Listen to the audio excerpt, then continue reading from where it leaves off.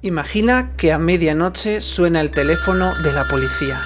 Una voz desesperada dice que algo invisible está golpeando las paredes, que su hijo se despierta gritando porque alguien lo está sujetando, o que un objeto se mueve solo delante de toda la familia. No es una película, son llamadas reales que, según Ralph Sarchie, atendió durante su carrera como detective en Nueva York. Si te interesa el límite entre lo criminal y lo sobrenatural, quédate, porque este es un recorrido detallado por su historia, sus métodos, los casos que le dieron fama y las críticas que genera su enfoque. Antes de nada, chicos, recordaros suscribiros, darle like y dejar vuestros comentarios, que estaré muy atento a ellos, ya que este es un caso que divide dos pensamientos totalmente opuestos. Hoy vamos a profundizar en la figura de Ralph Sarchie, detective de la policía de Nueva York, autor y consultor de cine.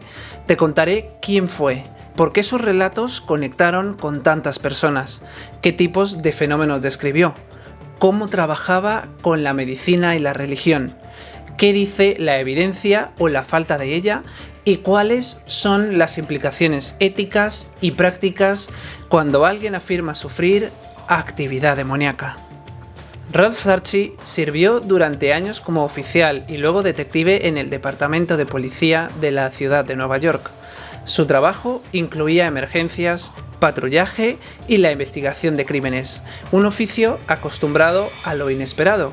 Con el tiempo, Sarchie empezó a notar un conjunto de reportes que no encajaban en categorías habituales.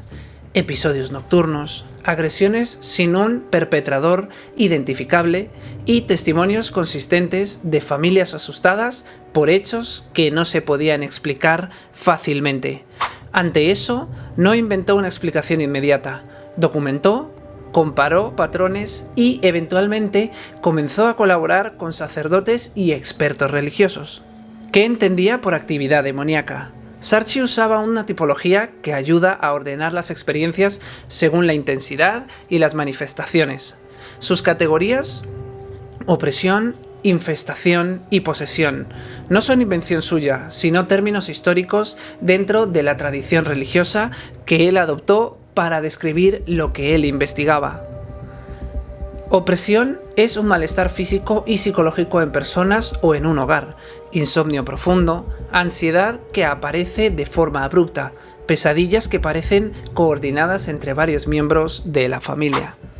La infestación, por otra parte, es un fenómeno que afecta el espacio físico, ruidos persistentes sin fuentes, objetos que cambian de lugares, olores fétidos que aparecen y desaparecen, y la sensación colectiva de una presencia no bienvenida. Y por último, la posesión, la manifestación más extrema, en la que una persona actúa con fuerza o voces, dice cosas que no reconoce o simplemente muestra memoria ausente.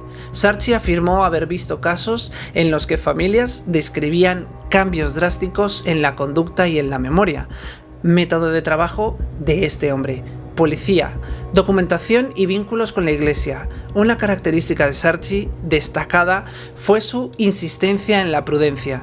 En su resultado público insistía en que antes de atribuir un fenómeno a lo sobrenatural, había que descartar causas médicas y psicológicas. Por su parte, muy prudente para no equivocarse o intentar fallar lo menos posible en ese veredicto final. Su procedimiento, según él mismo contó, solía incluir entrevistas muy detalladas con testigos para reconstruir cronologías y detectar inconsistencias, revisión de antecedentes médicos y, cuando era posible, derivación a profesionales de la salud para descartar enfermedades neurológicas o psiquiátricas.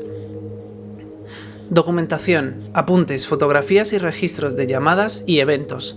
Contacto con sacerdotes calificados para que evalúen desde la tradición religiosa y, si corresponde, realicen rituales autorizados como rezos o exorcismos. En resumen, Sarchie se presentaba como puente entre la investigación policial y la intervención religiosa, manteniendo que su rol no era practicar exorcismos, sino identificar patrones y coordinar la respuesta apropiada. Algunos casos y relatos de Sarchie. Sarchi contó en su libro Beware the Night, escrito con la periodista Lisa Collier-Cool, Sarchi reunía múltiples relatos de su trayectoria. Muchos de ellos comparten elementos recurrentes: actividad nocturna, heridas inexplicables, voces o mensajes que las familias atribuyen a entidades y una sensación de que la situación empeora con el tiempo hasta que se solicita ayuda espiritual. Es importante subrayar cómo Sarchi presenta estos casos, no como un expediente científico cerrado, sino como experiencias vívidas por personas reales que consultaron a la policía. Para quienes creen en lo sobrenatural, estos relatos son pruebas. Para otros, son testimonios que requieren análisis más profundos. La película Deliver Us from Evil de 2014 se inspiró en algunos de estos relatos, pero estas se tomaron enormes libertades dramáticas.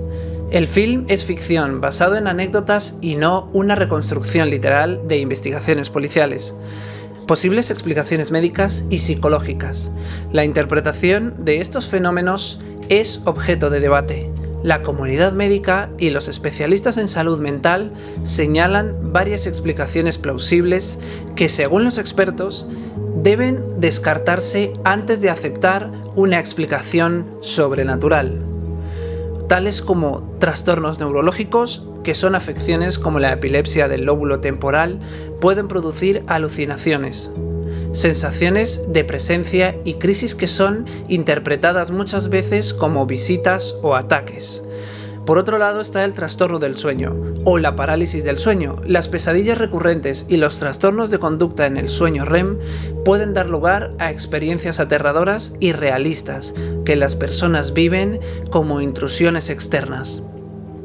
Psicosis y trastornos psiquiátricos, como esquizofrenia, trastorno disociativo y episodios psicóticos pueden implicar voces, comportamientos extraños y pérdida temporal del control. Por otra parte, intoxicaciones y sustancias como el alcohol, drogas y ciertos medicamentos pueden provocar alucinaciones y conductas totalmente erráticas. También aquí influyen factores sociales y culturales. La sugestión, el contagio emocional y la presión social pueden amplificar percepciones y convertir incidentes aislados en historias compartidas por una comunidad. Críticas al enfoque de Sarchi. Las críticas principales no solo apuntan a la validez de las explicaciones sobrenaturales, sino a los riesgos prácticos de este enfoque. Algunos puntos claves son: falta de evidencia verificable. Muchos relatos son testimonios orales sin registros científicos replicables. No hay pruebas de laboratorio que confirmen la existencia de entidades. Riesgo de diagnósticos tardíos. Si se prioriza una explicación espiritual sobre una evolución médica, puede retrasarse un tratamiento esencial para condiciones neurológicas o psiquiátricas. Efecto de revictimización. Procedimientos invasivos o rituales sin consentimiento claro pueden agravar también el trauma.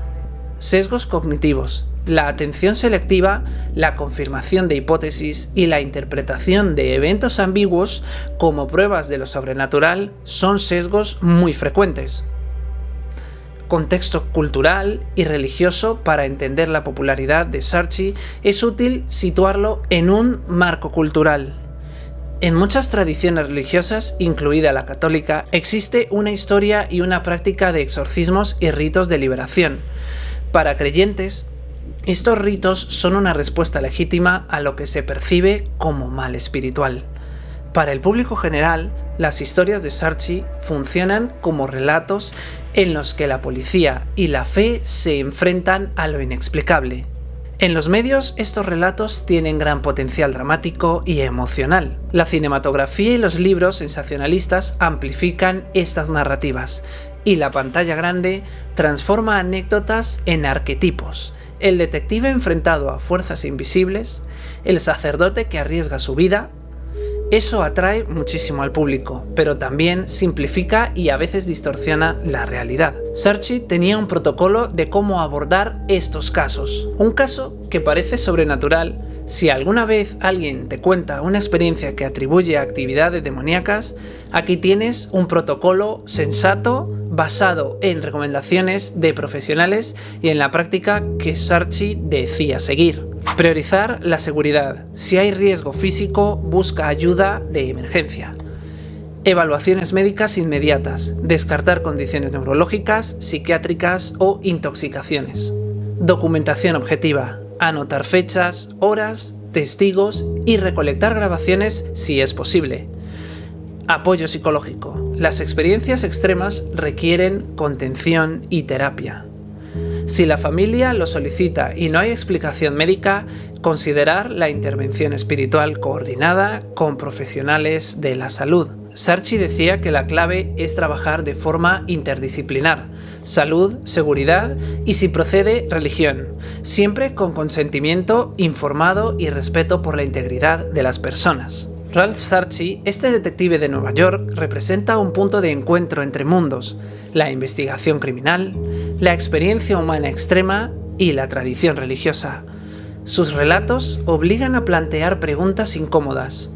¿Qué hacemos cuando la ciencia no tiene respuestas inmediatas? ¿Cuándo la fe debe intervenir? ¿Cómo protegemos a las personas vulnerables de diagnósticos erróneos o de intervenciones dañinas? Aquí no existe ninguna única respuesta definitiva. Lo responsable es adoptar un enfoque que priorice la evidencia, la salud y el consentimiento, y que reconozca la importancia cultural y emocional del fenómeno para quienes lo viven. Si crees en lo sobrenatural, los relatos de Sarchi pueden reforzar una cosmovisión. Si eres escéptico, te invito a exigir pruebas y a mejorar protocolos clínicos. En ambos casos, la historia exige diálogo entre disciplinas. Y bueno, chicos, hasta aquí la historia de hoy. Espero que os haya gustado. Ya sabes, suscribíos, darle like, que estamos recibiendo muchísimo apoyo de todos vosotros, y poco más. Os leo aquí abajo y comentarme cuál es vuestra opinión y vuestra postura en este tipo de casos. Nos vemos en la próxima historia.